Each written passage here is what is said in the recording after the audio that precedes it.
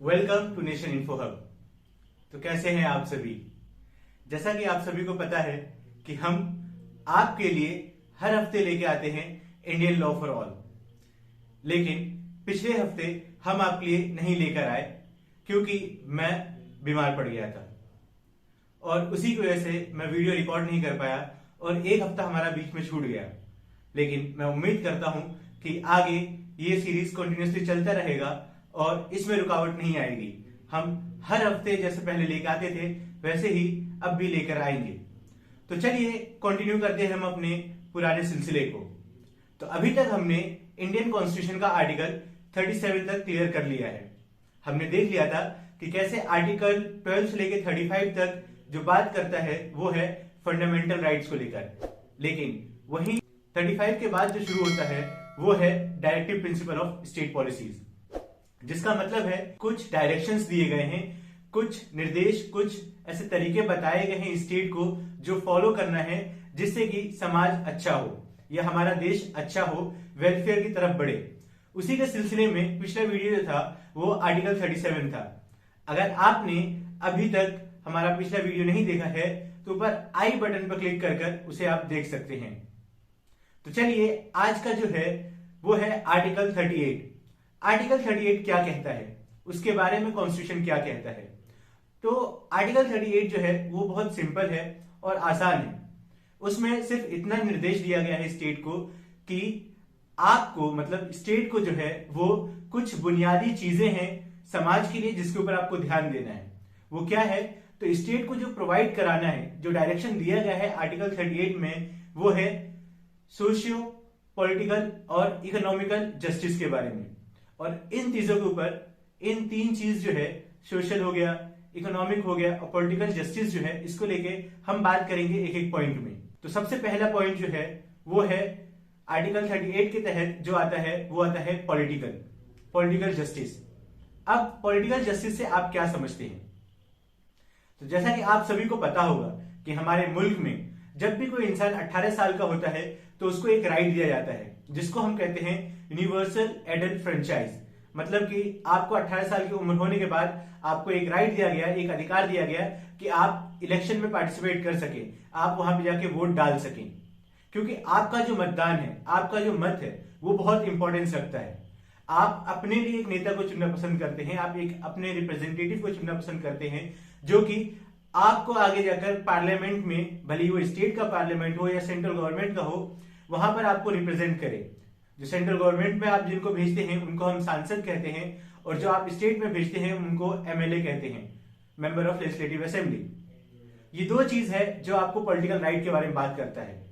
Political right का मतलब ये है कि आपको अधिकार दिया गया है कि आप जो समाज में जिस हिसाब से पॉलिसीज बनाई जाए, जो बना के लेकर आए, आप उनको चुन सके। और वहां पर आपको बराबरी का अधिकार दिया गया है, सबके बराबर। ऐसा नहीं है कि मर्द को 2 वोट दिया गया या औरत को 1 वोट दिया गया, नहीं। पॉलिटिकल राइट, पॉलिटिकल जस्टिस जो है आपको डीपीएसपी के तहत जो दिया गया, आर्टिकल 38 के तहत जो दिया गया, वो है बराबरी का।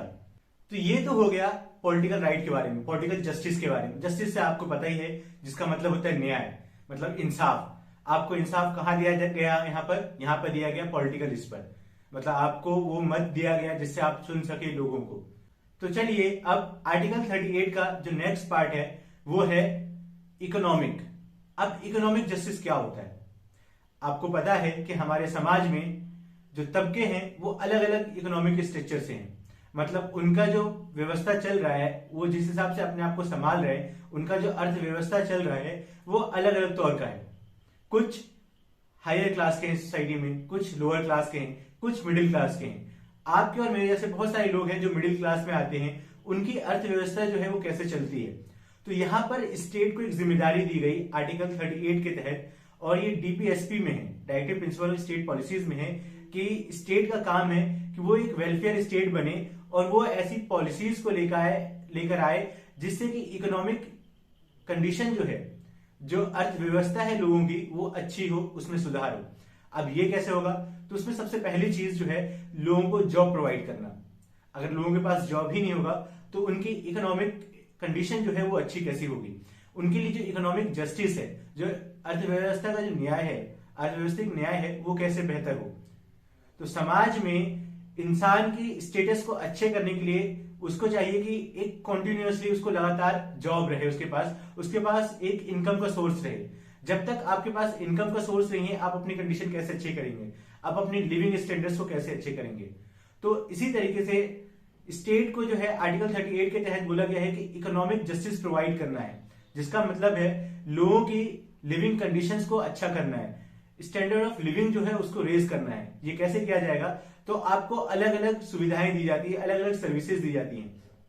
आप कमाते हैं तो आपको उस पर टैक्स देना पड़ता है, लेकिन उस टैक्स को आप किसी तरीके से वापस कैसे लेंगे, तो उसको आईटीआर फिल करके आप लेते हैं। तो ये आप इकोनॉमी का एक पार्ट है आपको, जो कि आर्टिकल 38 के तहत देश के जो सरकार है उसको जिम्मेदारी दी गई है कि लोगों के लिए अर्थव्यवस्था का जो है, अर्थव्यवस्थिक स्थिति जो है उनको अच्छा करें, उनके लिए वो कंडीशंस प्रोवाइड करें जिससे वो अपना स्टैंडर्ड ऑफ लिविंग को रेज कर सके, ऊपर उठा सके। तो ये सब हो गया सेकंड पार्ट आर्टिकल 38 का। अब आते हैं आर्टिकल 38 का फाइनल पार्ट, जो कि है सोशल जस्टिस के बारे में बात करता है। अब सोशल जस्टिस क्या है, किस तरीके से सोशल जस्टिस आता है। तो हमारा मुल्क जो है वो हमेशा से ऐसा नहीं रहा है कि लोग एक समान रहें, एक स्वरूप रहे हो, बराबर रहें। यहां पर लोग ऊपर होते हैं, नीचे होते हैं, कुछ अलग तबके के होते हैं। और यहीं पे आ जाता है आर्टिकल 38 का मेन बात, वो है सोशल जस्टिस, सामाजिक न्याय। वो कैसे होगा कि हमारे समाज के हर एक तबके को एक जगह लाया जाए, उनको वो राइट्स दिए जाए, वो अधिकार दिए जाए, जिससे वो बराबर आ सके। तो आर्टिकल 38 का जो ये पार्ट है, जो फाइनल पार्ट है, जिसमें सबसे इंपॉर्टेंट बात की गई वो है कि सोशल जस्टिस प्रोवाइड करना है। तो हमने आपको बताया कि समाज में अलग अलग तबके हैं, उनके अलग अलग हालात हैं और उनको अच्छा करना है, उनको एक स्थिति में लाना है। और इसकी सबसे बड़ी जिम्मेदारी जो है वो स्टेट को दी गई, मतलब मुल्क को ये जिम्मेदारी दी गई कि आप वेलफेयर स्टेट बने और आप लोगों के वेलफेयर के लिए काम करें, उनके अच्छाई के लिए काम करें, उनके लिए वो पॉलिसीज लेकर आए, वो जरिया क्रिएट करें, वो तरीके लेकर आए जिससे कि उनके अंदर समानता आ सके। क्योंकि हमारा समाज जो है हमेशा से बटा हुआ रहा है, इसमें कास्ट के तौर पे बटा हुआ है, इसमें हालात के तौर पे बटा हुआ है कि भाई किसी के पास बहुत ज्यादा पैसे है, किसी के पास पैसे नहीं है, कोई गरीब है, कोई बहुत अमीर है। तो एक ऐसा कंडीशन तैयार करना, स्टेट को जिम्मेदारी दी गई, रिस्पॉन्सिबिलिटी दी गई कि आप एक ऐसा सिचुएशन क्रिएट करें जहां पर समाज जो है एक बराबर आ सके, उनको कह सकें कि भाई एक ही जगह पर सब है। और ये कैसे होगा, जब स्टेट जो है सोशल जस्टिस प्रोवाइड करेगा।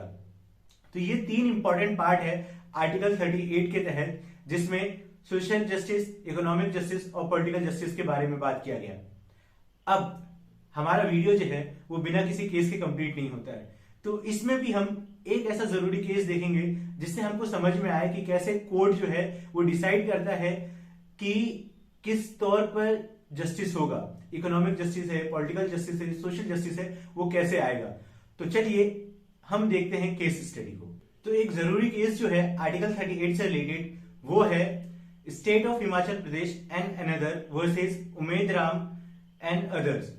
अब इस केस में ये होता है कि जो लोग होते हैं जिन्होंने कोर्ट में, हाई कोर्ट में जाकर अपने एप्लीकेशन दिया, वो लोग हरिजन होते हैं।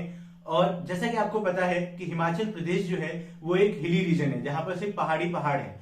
अब जब वहां पे रास्ता नहीं होगा तो लोगों के लिए कम्युनिकेट करना, एक दूसरे से कम्युनिकेशन करना, बात करना आसान नहीं होगा। तो यहाँ पे लोगों ने एप्लीकेशन दिया कि हमारे पास ऐसा होना चाहिए, यूजेबल रोड्स होना चाहिए जिससे हम कम्युनिकेशन अच्छा कर सके, हम अपना व्यापार या कोई भी चीज हो अच्छी तरीके से कर सके।